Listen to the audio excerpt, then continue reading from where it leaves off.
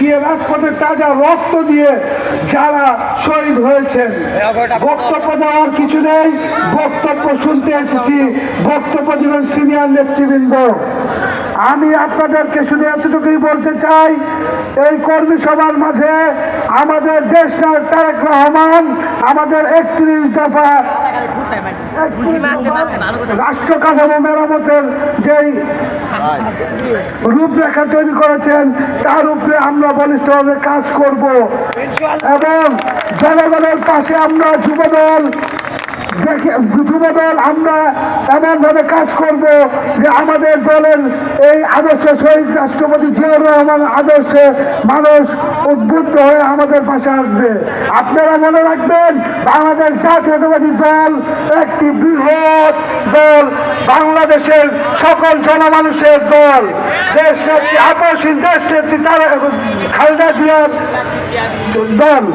আমরা আরো বলতে চাই, আমাদের ভিতরে কোনো ভেদাভেদ নাই, আমাদের ভিতরে কোনো সন্ত্রাস নাই, বাংলাদেশ জাতীয়তাবাদী যুব দলে কোনো চাঁদাবাজ নেই। আমরা চাঁদাবাজকে কখনো করি না।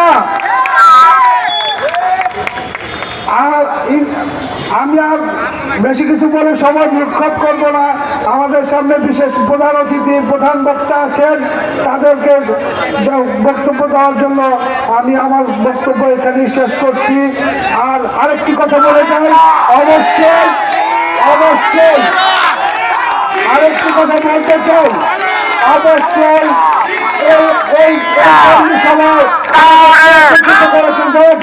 জনাব তারেক রহমানের নির্দেশে যেন আমরা সুশৃঙ্খলভাবে এই দেশকে এবং জনগণকে সুন্দরভাবে পরিচালনা করতে পারি। আমাদের কার্যক্রমে অবশ্যই সবাই আমাদের কাছে আসবে। এই জন্য আমি আমার বক্তব্য শেষ করছি। বাংলাদেশ জিন্দাবাদ, বাংলাদেশ জিন্দাবাদ, বাংলাদেশ জাতীয়তাবাদী যুবদল জিন্দাবাদ, শহীদ প্রেসিডেন্ট জিয়াউর রহমান অমর হোক, দেশনেত্রী বেগম খালেদা জিয়া জিন্দাবাদ, তারুণ্যের অহংকার তারেক রহমান জিন্দাবাদ, জিন্দাবাদ, জিন্দাবাদ।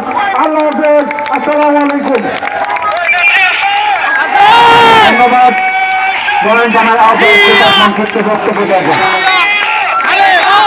এই মুহূর্তে আমাদের মাঝে বক্তব্য রাখবেন ঢাকা মহানগর যুবদলের যুগ্ম আহ্বায়ক, মিরপুর বাংলা কলেজের সাধারণ সম্পাদক, যার নেতৃত্বে মিরপুর এলাকায় তীব্র আন্দোলন হয়েছিল, বারবার কারা নির্যাতিত নেতা আবুল হাসান টিটু ভাই।